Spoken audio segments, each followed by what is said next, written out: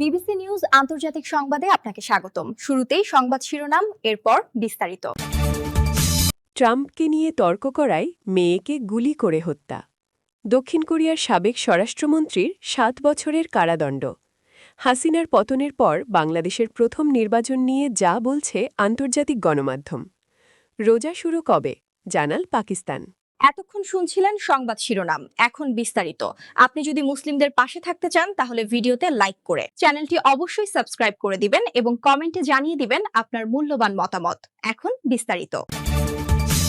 ট্রাম্পকে নিয়ে তর্ক করায় মেয়েকে গুলি করে হত্যা। মার্কিন প্রেসিডেন্ট ডোনাল্ড ট্রাম্পকে নিয়ে রাজনৈতিক তর্কের জেরে টেক্সাসে নিজের বাবার হাতেই গুলিবিদ্ধ হয়ে প্রাণ হারিয়েছেন লুসি হ্যারিসন নামে এক ব্রিটিশ তরুণী। সম্প্রতি ইংল্যান্ডের চ্যাশেয়ার কর্নার্স কোর্টে শুরু হওয়া এক ইনকোয়েস্ট তদন্ত শুনানি থেকে এই চাঞ্চল্যকর তথ্য উঠে এসেছে। নিহত লুসি হ্যারিসন চ্যাশেয়ারের ওয়ারিংটনের বাসিন্দা ছিলেন। গত বছরের 10 জানুয়ারি টেক্সাসের ডালাফি কাছে প্রসপার এলাকায় বাবার বাড়িতে বেড়াতে গিয়ে এই দুর্ঘটনার শিকার হন তিনি। শুনানিতে লুসির প্রেমিক স্যাম লিটলার জানান, ঘটনার দিন সকালে ডোনাল্ড ট্রাম্পের দ্বিতীয় মেয়াদে দায়িত্ব গ্রহণ ও তার বিতর্কিত কর্মকাণ্ড নিয়ে বাবা ক্রিস হ্যারিসনের সঙ্গে লুসির ব্যাপক তর্কাতর্কি হয়। তর্কের এক পর্যায়ে লুসি তার বাবাকে প্রশ্ন করেন, ট্রাম্পের দ্বারা লাঞ্ছিত কোনো নারীর জায়গায় যদি লুসি নিজে থাকতেন তবে তার বাবা কেমন বোধ করতেন। জবাবে ক্রিস হ্যারিসন তাচ্ছিল্য করে বলেন, তার আরও 2 মেয়ে আছে, এতে তিনি খুব একটা বিচলিত হবেন না। বাবার এমন মন্তব্যে লুসি অত্যন্ত ব্যথিত হয়ে কান্নায় ভেঙে পড়েন। তদন্তে জানা যায়, ওই দিনই বিকালে লুসি এবং তার প্রেমিকের বিমানবন্দরে যাওয়ার কথা ছিল। রওনা হওয়ার ঠিক আধা ঘণ্টা আগে ক্রিস হ্যারিসন তার মেয়েকে হাত ধরে বেডরুমে নিয়ে যান, তার নতুন কেনা গ্লক 9mm সেমি অটোমেটিক হ্যান্ডগানটি দেখানোর জন্য। এর মাত্র 15 সেকেন্ডের মাথায় একটি বিকট গুলির শব্দ শোনা যায়। লুসির প্রেমিক ঘরে ঢুকে দেখেন লুসি রক্তাক্ত অবস্থায় মেঝেতে পুড়ে আছেন এবং ক্রিস পাগলের মতো চিৎকার করছেন। দক্ষিণ কোরিয়ার সাবেক স্বরাষ্ট্রমন্ত্রীর 7 বছরের কারাদণ্ড। দক্ষিণ কোরিয়ার একটি আদালত সাবেক স্বরাষ্ট্রমন্ত্রী লি সাংমিনকে 2024 সালের ডিসেম্বরে দেশকে সামরিক আইনের আওতায় আনার ব্যর্থ প্রচেষ্টায় ভূমিকা রাখার জন্য 7 বছরের কারাদণ্ড দিয়েছেন। বৃহস্পতিবার 12 ফেব্রুয়ারি দেশটির একটি আদালত এ রায় দেন, খবর রয়টার্সের। সিউল সেন্ট্রাল ডিস্ট্রিক্ট কোর্ট 61 বছর বয়সী লিকে পুলিশ এবং দমকল সংস্থাগুলোকে মিডিয়া আউটলেটগুলোতে বিদ্যুৎ ও পানি বন্ধ করার নির্দেশ দিয়ে বিদ্রোহে অংশ নেওয়ার জন্য দোষী সাব্যস্ত করেছেন। বিচারক বলেন, ইউনের অভিশংসন কার্যক্রমের সময় তিনি এ পদক্ষেপগুলো গ্রহণ করেছিলেন বলে অস্বীকার করে তিনি মিথ্যা শপথও করেছেন। বিচারক রিউ কিউং জিন বলেছেন, সরকারের সমালোচক গণমাধ্যমগুলোর বিরুদ্ধে শারীরিক শক্তি প্রয়োগ জনসাধারণের বিদ্রোহ বিরোধী মনোভাবকে দুর্বল করে দেয়, ফলে ষড়যন্ত্র বাস্তবায়ন করা আরও সহজ হয়ে পড়ে।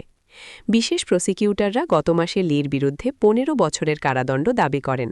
তাদের যুক্তি ছিল, সাবেক স্বরাষ্ট্রমন্ত্রী বিদ্রোহকে কার্যকর করতে গুরুত্বপূর্ণ ভূমিকা রেখেছিলেন, তবে লি এই অভিযোগ অস্বীকার করেছেন।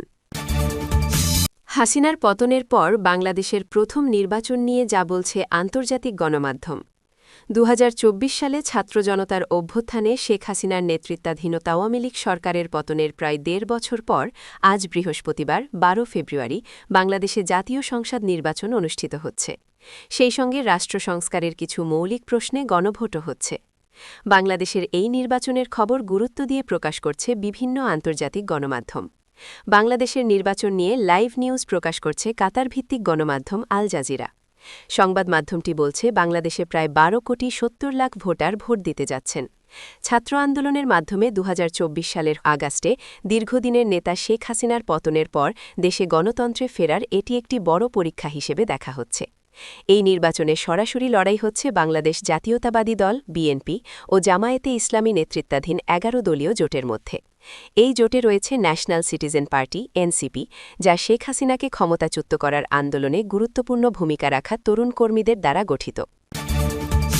রোজা শুরু কবে, জানালো পাকিস্তান। রোজা শুরুর তারিখ নিয়ে গুরুত্বপূর্ণ জ্যোতির্বৈজ্ঞানিক তথ্য প্রকাশ করেছে পাকিস্তানের আবহাওয়া বিভাগ।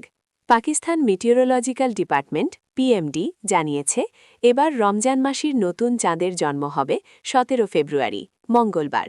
সেদিন পাকিস্তান সময় বিকেল 5টা 1 মিনিটে চাঁদ ও সূর্যের সংযোগ ঘটবে। ধর্ম মন্ত্রণালয়ের গবেষণা ও রেফারেন্স উইংয়ের কাছে পাঠানো এক পরামর্শ বিজ্ঞপ্তিতে পিএমডি জানায়, জ্যোতির্বৈজ্ঞানিক মানদণ্ড অনুযায়ী 18 ফেব্রুয়ারি বুধবার সন্ধ্যায় রমজানের চাঁদ দেখার যুক্তিসঙ্গত সম্ভাবনা রয়েছে। ওই দিনটি হবে শাবান মাসের 29 তারিখ। পিএমডির ডেটা প্রসেসিং সেন্টার সিডিপিসি জানিয়েছে, 18 ফেব্রুয়ারি সন্ধ্যায় পাকিস্তানের অধিকাংশ এলাকায় আকাশ আংশিক মেঘলা থেকে পরিষ্কার থাকতে পারে। ফলে চাঁদ দেখার ক্ষেত্রে আবহাওয়া অনুকূলে থাকার সম্ভাবনাই বেশি।